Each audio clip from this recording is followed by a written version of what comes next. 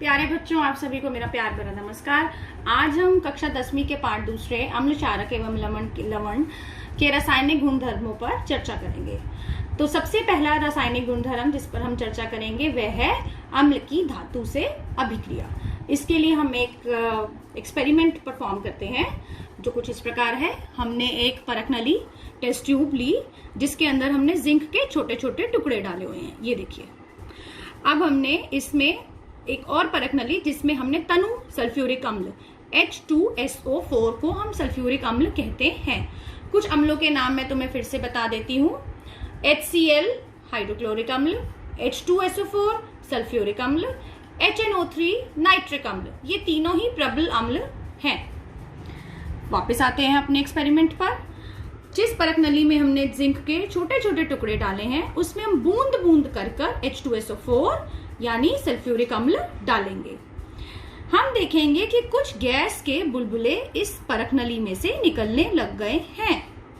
अब हमने एक तरफ साबुन का घोल लिया हुआ है इस टब में। अब हम इस गैस को यहाँ पर इस डिलीवरी ट्यूब के द्वारा ऊपर यहाँ कॉक लगा दी ताकि गैस बाहर ना निकल सके, और इस ट्यूब के द्वारा यहाँ पर इस साबुन के घोल में पास ऑन करेंगे।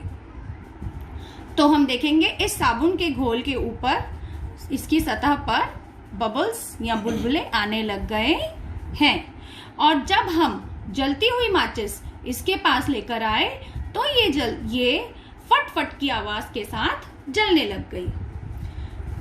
अब हम जरा ध्यान दें तो हम ये देखेंगे कि जब जिंक ने सल्फ्यूरिक अम्ल से अभिक्रिया की तो कोई उत्पाद बना और साथ में कोई गैस निकली, और इस गैस को जब मैंने साबुन के घोल में पास करवाया तो उस घोल के ऊपर बुलबुले आ गए, और जब मैं जलती हुई माचिस इसके पास लेकर गई तो फटफट की ध्वनि उत्पन्न हुई। यह अभिक्रिया कुछ इस प्रकार है। जिंक यानी Zn प्लस सल्फ्यूरिक अम्ल H2SO4 दोनों ने अभिक्रिया की और क्या उत्पाद बना? Zinc sulphate ZnSO4 plus hydrogen gas. जरा थोड़ा सा तुम ध्यान दोगे तो तुम देखोगे कि यहाँ पर जिंक धातु ने सल्फ्यूरिक अम्ल में से हाइड्रोजन गैस को या हाइड्रोजन को यहाँ से विस्थापित कर दिया है। जैसे हम विस्थापन अभिक्रिया पढ़ चुके हैं, A plus BC gives AC plus B, कि A धातु B से ज्यादा सक्रिय होता है तो वह उसको उसके यौगिक से हटा देता है यानी विस्थापित कर देता है और बन जाता है AC और B। तो यह किस प्रकार की अभिक्रिया थी? विस्थापन अभिक्रिया। वही अभिक्रिया यहाँ हुई है। जिंक प्लस सल्फ्यूरिक अम्ल, जिंक ने हाइड्रोजन को सल्फ्यूरिक अम्ल से अलग कर दिया और बन गया जिंक सल्फेट, और हाइड्रोजन गैस अलग निकल गई। और हाइड्रोजन गैस को हमने कैसे चेक किया? जब हमने उसको साबुन के घोल में डाला तो बुलबुले बने, और जलती हुई माचिस उसके पास लेकर आए तो फटफट की आवाज उत्पन्न हुई। अब हम एक साधारण रूप से लिखें तो हम ये कह सकते हैं, जब भी कोई धातु अम्ल से अभिक्रिया करता है तो लवण प्लस हाइड्रोजन गैस उत्सर्जित होती है। कुछ उदाहरणों से देखते हैं। पहला उदाहरण, धातु लिया जिंक, अम्ल है HCl, तो अब जिंक HCl में से H को विस्थापित करेगा और क्या बन जाएगा? जिंक क्लोराइड और हाइड्रोजन गैस। दूसरा उदाहरण देखते हैं। धातु है मैग्नीशियम, अम्ल है HCl, मैग्नीशियम ने HCl में से H को विस्थापित किया और क्या बन गया? मैग्नीशियम क्लोराइड और हाइड्रोजन गैस अलग उत्सर्जित हुई।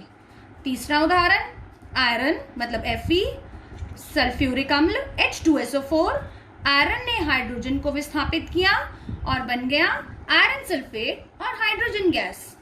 चौथा उदाहरण, मैग्नीशियम प्लस सल्फ्यूरिक अम्ल, मैग्नीशियम ने हाइड्रोजन को विस्थापित किया और बन गया MgSO4 जिसको हम कहते हैं मैग्नीशियम सल्फेट और हाइड्रोजन गैस। थोड़ा सा ध्यान हम सक्रियता श्रेणी पर देते हैं जो हम अपनी पुरानी क्लासेस में पढ़ चुके हैं। कनक मांगे Lg, फिर लेड है कॉपर, है चांदी सोना। Potassium, sodium, calcium, magnesium, aluminium, zinc, iron, lead, hydrogen, copper, mercury, silver, gold. Hydrogen से ऊपर के जितने भी धातु हैं ये सभी हाइड्रोजन से ज्यादा सक्रिय है। मतलब पोटेशियम हाइड्रोजन से ज्यादा सक्रिय है, सोडियम हाइड्रोजन से ज्यादा सक्रिय है, कैल्शियम हाइड्रोजन से ज्यादा सक्रिय है। इसका मतलब अगर अम्ल में अगर मैं कोई भी धातु हाइड्रोजन से ऊपर वाले ले लेती हूं तो वे सभी धातु हाइड्रोजन को उसके अम्ल में से विस्थापित कर देंगे। यानी अगर मैं यहाँ पर कैल्शियम लेती और इसकी अभिक्रिया सल्फ्यूरिक अम्ल से करवाऊंगी तो तुम सक्रियता श्रेणी में देखोगे हाइड्रोजन से काफी ऊपर है कैल्शियम, यानी कैल्शियम हाइड्रोजन को विस्थापित कर सकता है और क्या बन जाएगा, कैल्शियम सल्फेट और हाइड्रोजन गैस अलग उत्सर्जित होगी। तो आज की कक्षा में हमने क्या पढ़ा? आज की कक्षा में हमने पढ़ा कि जब धातु अम्ल से अभिक्रिया करते हैं तो बनता है लवण और हाइड्रोजन गैस। यह एक विस्थापन अभिक्रिया है और हाइड्रोजन गैस फटफट की ध्वनि उत्पन्न करती है जब जलती हुई माचिस उसके पास लाई जाती है। धन्यवाद।